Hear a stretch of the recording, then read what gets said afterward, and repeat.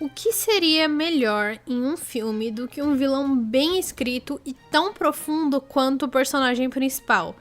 Tão profundo que eles são literalmente a contraparte um do outro. É isso que vemos em Kung Fu Panda 2, que nos ensina que a busca pela paz pode te levar a dois caminhos. E assim como tudo na vida, esse caminho depende só das suas escolhas. Oi, povo! Tudo bom com vocês? Aqui quem fala é a Pan. Eu sei que a introdução fez parecer que hoje a gente vai falar do filme inteiro Kung Fu Panda 2, mas não é o caso. Hoje a gente vai falar somente do vilão maravilhoso que esse filme tem. Talvez em outro vídeo eu fale de Kung Fu Panda 2 inteiro como uma obra, porque, ó, é uma obra maravilhosa. Mas hoje, confetes pro vilão. Não é surpresa pra ninguém que a saga Kung Fu Panda apresenta incríveis vilões na sua galeria. É cada um melhor, são todos incríveis. Existem várias discussões na internet sobre qual deles seria o melhor vilão. E hoje eu vou estar provando nesse canal que o Lord Shen, vilão do segundo filme, é de fato o melhor. Pelo menos na minha opinião. Eu vou dividir esse vídeo em duas pautas, que são as pautas que me fazem ver o Shen como o melhor vilão de Kung Fu Panda. A psicologia em torno dele e as provas de que ele é literal a contraparte perfeita do Po, o protagonista. E a gente vai começar com esse, vem comigo. Um fato que não é preciso nem ser dito com tanta frequência é que tanto o Po quanto o Shen representam o Yin Yang dentro da história. Ah, mas como assim o Shen representa o Yang? Vem comigo que você vai entender. Isso é mostrado em várias sequências do filme. Além de ambos serem lados opostos um do outro, eles vivem sendo representados como bem, mal, preto e branco, mas ainda assim muito semelhantes, tanto em história quanto em personalidade. Ou seja, o Yin Yang, já que o Yin Yang representa o equilíbrio entre o bem e o mal. Tanto Po quanto o Shen foram abandonados por seus pais de maneiras diferentes, mas que causam exatamente a mesma pergunta em ambos os personagens. Os meus pais me amavam? Sem contar a coisa mais semelhante que eles têm um com o outro, que é a busca por paz. Essa necessidade de querer paz vem de ambos os lados, tanto do herói quanto do antagonista. Também por motivos diferentes, mas que levam à mesma conclusão. O Po quer encontrar paz conhecendo o seu passado, e o Shen quer encontrar paz fugindo do passado. E nisso nós voltamos para o meu ponto principal desse assunto aqui. Os pensamentos entre o vilão e o protagonista são os mesmos, por motivos diferentes, que faz eles serem pessoas diferentes, mas ambos buscam o mesmo motivo. Eles têm passados extremamente semelhantes e representam não só em personalidade, mas em físico, o Yin Yang, onde sempre há um pouco de bem no mal e sempre há um pouco de mal no bem. Ambos só tiveram escolhas diferentes que os levaram para caminhos diferentes. E isso é dito no próprio filme, onde o Po explica para o Shen que tudo é sobre as suas escolhas, quem você escolhe ser. Aproveitando isso, que a gente vai entrar na outra parte, a parte mais complexa desse vídeo, que é a psicologia em torno do Shen. Voltando lá pro começo do filme, a gente pode ver e a gente sabe que o Shen não é só filho de pessoas muito importantes, dos governantes da cidade. Ele também é um filho único. Vamos pegar isso rapidinho e lembrar que existem várias pesquisas que nos levam a perguntar se ser filho único acaba atrapalhando a sua convivência social ou não. Inclusive, existe a síndrome do filho único, onde uma pessoa que tem essa síndrome acaba tendo dificuldade em ouvir, em seguir regras e até de socializar com outras pessoas em comum que estejam ali. E até mesmo uma pessoa com síndrome do filho único pode não admitir os seus erros com muita frequência. Nós vemos todas essas marcas no Shen ao longo da história, mas a gente também vê outras coisas, como a principal delas, a busca sedenta que esse personagem tem por encontrar a própria paz. Ó, gente, mas que fique claro aqui que eu não tô dizendo que todo filho único é assim. É uma síndrome, é um exemplo, já que nessa síndrome a gente também vê os traços dela no Shen. Não é toda pessoa que é filha única que vai ser desse jeito. Calma também. Vamos com calma, tá legal? Tô aqui protegendo os meus, porque eu sou filha única, tá? Eu sou legal, eu juro pra vocês que eu sou uma pessoa legal. Voltando aqui. Imagina que você é filho único de pais muito importantes, o que deve querer e exigir muito de você, porque você quer honrar esses pais, né? Só que aí você acaba criando algo com um potencial um tanto ruim. Você pega algo que os seus pais fizeram e tentando melhorar, você acaba fazendo algo potencialmente perigoso.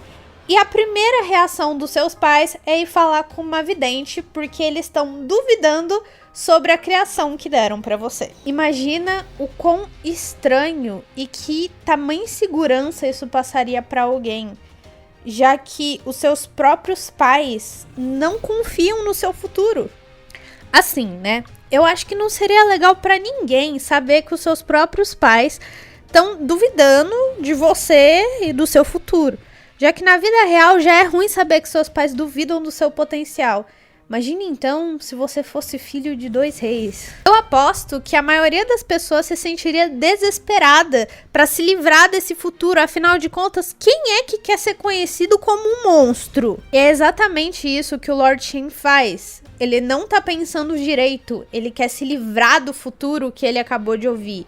Então ele faz uma merda colossal. Porque tudo que passava na cabeça dele era a possibilidade de se livrar daquele futuro e poder finalmente orgulhar os pais dele. Mas, infelizmente, essa atitude que ele toma é tão abominável que só assina o caminho dele como o caminho que a vidente previu. Tô comentando aqui que eu não estou dizendo que isso justifica o que o Lord Shen fez. Não justifica. Nada justificaria aquilo. Mesmo que a gente aplique aqui o paradoxo do vidente, pensando que isso só aconteceu porque a vidente falou algo sobre isso, a gente também tem que parar para pensar que o Shen não tinha traços de uma pessoa legal e amigável. Tanto que a primeira reação dele para toda essa situação foi pensar em dizimar um povo. Não mudar as suas atitudes, pensar em dizimar um povo. Então, não. Nada justifica o que o Shen fez. Ele é um vilão. Nada de gente aqui com dó do Shen, pelo amor de Deus. Tô falando da psicologia, mas aí a gente também entende que quando um povo faz merda. Não tem coisa que não tem justificativa. E dizimar um povo não tem justificativa. Todos nós aqui sabemos que a vidente prevê que o Shen vai ser derrotado por um guerreiro preto e branco. E ao fazer o que fez pra tentar ser inderrotável, ou até para tentar provar para os seus pais que ele nunca seria o monstro daquela profecia, ele acaba pegando aquele futuro para ele mesmo. E dos seus pais, ao invés de carinho e orgulho, o Shen acaba recebendo um exílio, o que foi muito bondoso da parte dele, se você parar para pensar que o filho deles quase exterminou a vila inteira. Eu digo quase porque o pô tá aí, né? Mas o Shen, ele não vê isso como bondade ou misericórdia dos pais dele. Não, ele se auto-machuca com o pensamento de que os seus pais não amavam ele. E por isso o exilaram. Mesmo que ele esteja errado, já que o filme mesmo dá essa informação pra ele e pra gente ao mesmo tempo. Eles te amavam. Eles te amavam tanto que morreram de desgosto quando tiveram que bani-lo. A gente vê o Shen se auto-torturar com a ideia de que seus pais não o amavam e com a própria ideia de futuro, que nunca largou a cabeça dele, mesmo ele achando que todos os pandas estavam extintos, já que, na primeira hipótese, de existir ainda um panda, ele entra em pânico. Mas voltando aqui para os pais amarem ele ou não, ele sempre se tortura com isso. Que ele diz até isso aqui pro Po. Você quer tanto saber. Acha que isso te dará alívio? Que vai preencher o vazio da sua alma? Então eis a sua resposta. Seus pais não amavam você. Nessa cena, a gente pode ver claramente que ele não tá falando do Po, já que ele nem sabe quem eram os pais do Po. Ele não vai guardar isso na memória dele, ele não tá nem aí. Ele só usa algo que machucava ele pra tentar machucar o Po. Meus pais me odiavam. Você compreende? A mágoa dele se transforma em ódio. Ele claramente não quer se importar com aquilo. Ele tem raiva de se importar com aquilo. Ele não quer se importar com os pais, com o exílio, com a profecia. Mas no fundo, ele sempre vai se importar com aquilo. Não só isso, mas também as várias vezes que ele cita os pais dele de alguma forma durante o filme, para em seguida negá-los como se não se importasse com aquilo. A gente só vê de fato ele demonstrar esse medo, esse pavor 2 vezes ao longo do filme. Uma, quando ele descobre a existência do Po, e isso fisicamente, mental, e tipo, isso afeta ele tanto fisicamente quanto mentalmente. E a outra é quando ele entende que o Po, alguém de quem ele tirou tudo e feriu várias vezes, alguém que era pra ser tão ferido quanto ele que literal tinha perdido tudo, encontrou a paz facilmente.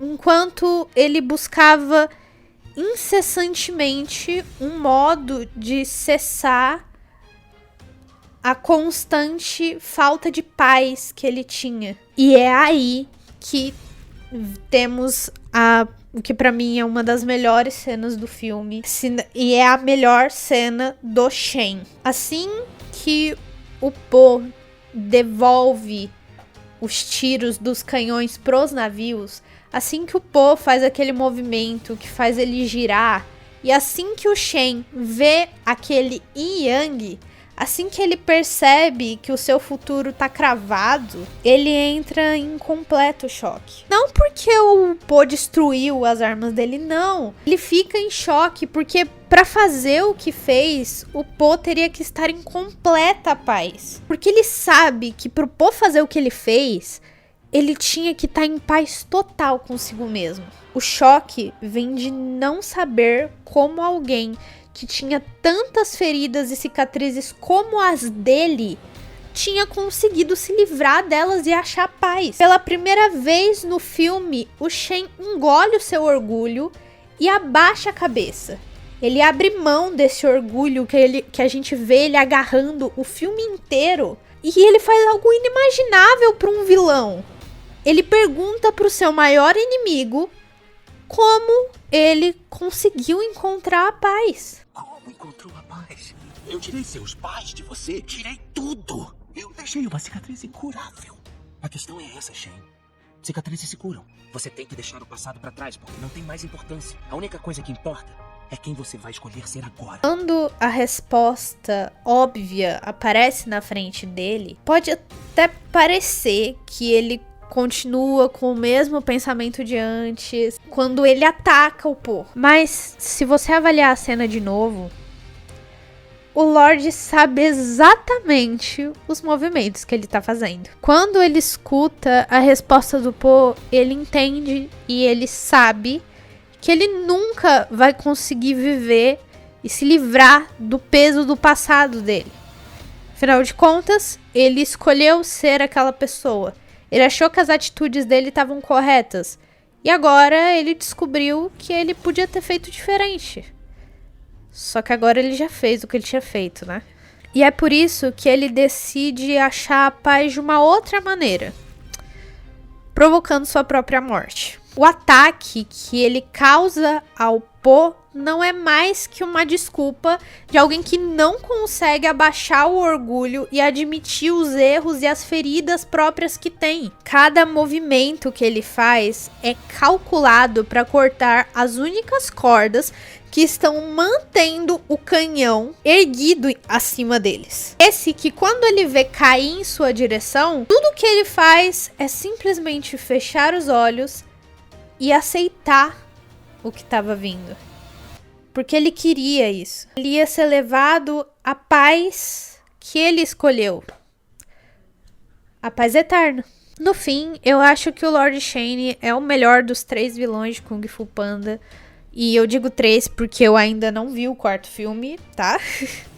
Mas duvido que ele faça me fazer mudar de ideia pelas críticas que saíram. Mas o que torna o Lord Shane o melhor vilão, na minha opinião, é a exata combinação entre os 2 assuntos que eu disse nesse vídeo. Claro, além dele ser o vilão mais profundo da franquia, em que a própria diretora, Jennifer Yu, falou em várias entrevistas que trabalhar o Shen era quase o mesmo de trabalhar 6 personagens ao mesmo tempo.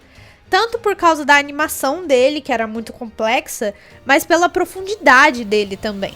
E somando isso ao fato de que ele é um vilão que não só ajuda o protagonista, o Po, a evoluir, mas também se auto-evolui e tem o seu ciclo completado no final do filme, ele se torna sensacional. Ele pode não ser o mais poderoso, ele pode não ser o melhor em luta, mas ele com certeza é o vilão mais memorável dos 3 filmes. Bom, foi isso. Obrigado por terem assistido até aqui.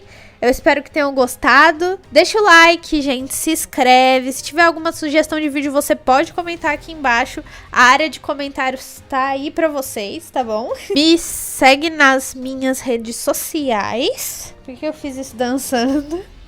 Mas tá aqui e tá na descrição também. Sempre tento dar uma interagida lá. Agora eu tô meio parada porque eu tô reacostumando a postar coisa nas redes sociais. Mas vão lá que eu vou interagir, eu vou brincar. E é isso, pessoal. Um beijo. Vejo vocês na próxima. Tchau!